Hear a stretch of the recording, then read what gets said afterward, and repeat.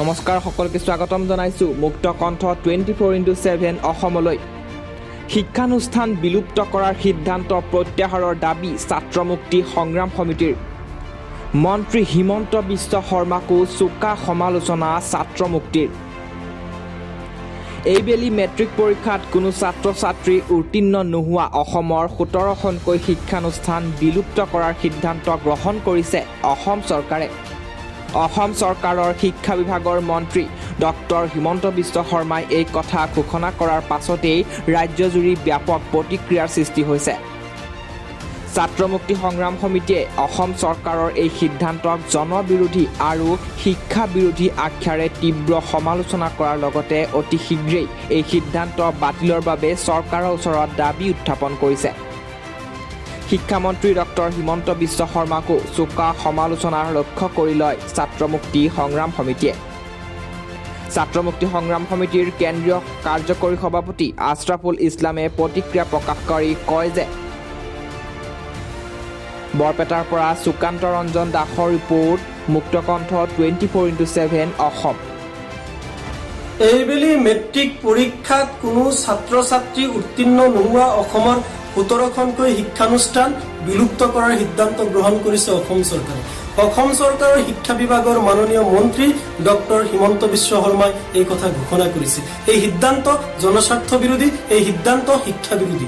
আমি ছাত্ৰ মুক্তি সংগ্ৰাম সমিতিয়ে এই সিদ্ধান্তৰ তীব্ৰ বিৰোধিতা কৰিছো আৰু অতি শীঘ্ৰে এই সিদ্ধান্ত বাতিলৰ কাৰণে দাবী উত্থাপন কৰিছো। 17খনকৈ শিক্ষানুষ্ঠানৰ পৰা কোনো ছাত্ৰ ছাত্ৰী উত্তীৰ্ণ নোহোৱাৰ খবৰে নিশ্চয়কৈ আমাক ক্ষোভিত কৰি তুলিব, হতাশ কৰি তুলিব। কিন্তু তাৰ অৰ্থ এইটো নহয় যে সেই শিক্ষানুষ্ঠানসমূহ বন্ধ কৰি দিয়া মানে সকলো সমস্যাৰ সমাধান হৈ যাব। সেই শিক্ষানুষ্ঠানসমূহৰ এই নিম্নগামী ফলাফলৰ কাৰণে জগৰীয়া কোন?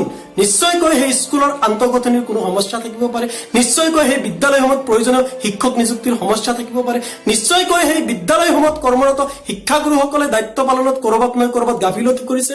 ছাত্ৰ ছাত্ৰী আৰু অভিভাৱকসকলৰ মাজতো কৰবাত নহয় কৰবাত সজাগতাৰ অভাৱ আছে বা সেই অঞ্চলটোত এক সুস্থ শৈক্ষিক পৰিৱেশৰ অভাৱ হৈছে বা সেই অঞ্চলসমূহৰ বিদ্যালয় পৰিদৰ্শকৰ আচলতে কৰবাত নহয় কৰবাত দায়িত্ব পালনত গাফিলতি কৰিছে। আৰু দীৰ্ঘদিন ধৰি শিক্ষা বিভাগৰ দায়িত্বত থকা মন্ত্ৰী হিচাপে ডক্টৰ হিমন্ত বিশ্ব শৰ্মা ডাঙৰীয়াও এই ব্যৰ্থতাৰ দায়িত্ব কিন্তু পালন কৰিব লাগিব, এই ব্যৰ্থতাৰ দায়িত্ব কিন্তু তেওঁ গ্ৰহণ কৰিব লাগিব। আচলতে আমি কি কৰা উচিত আছিল?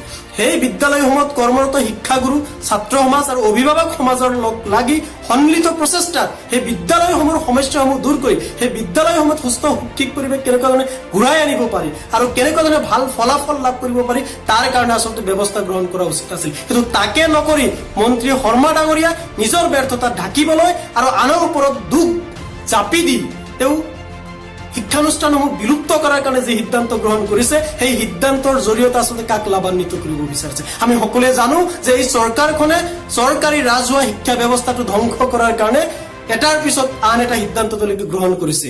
কিছুদিন পূৰ্বে, কিছু বছৰ পূৰ্বে আপোনালোকে জানে যে বিদ্যালয়সমূহ একত্ৰীকৰণৰ নামত হাজাৰ হাজাৰ বিদ্যালয়সমূহ নোহোৱা কৰি দিয়া হ'ল। এতিয়া ভাল ফলাফল নোহোৱাৰ অজুহাতত বহু শিক্ষানুষ্ঠান বন্ধ কৰি দিয়াৰ সিদ্ধান্ত গ্ৰহণ কৰিছে। আচলতে চৰকাৰখনে গোটেই চৰকাৰী ৰাজহুৱা শিক্ষা ব্যৱস্থাটোক ব্যক্তিগতকৰণৰ ফালে আচলতে ঠেলি দিব বিচাৰিছে আৰু সেই ষড়যন্ত্ৰৰ আচলতে অংশস্বৰূপে এই সিদ্ধান্তবিলাক গ্ৰহণ কৰি আছে।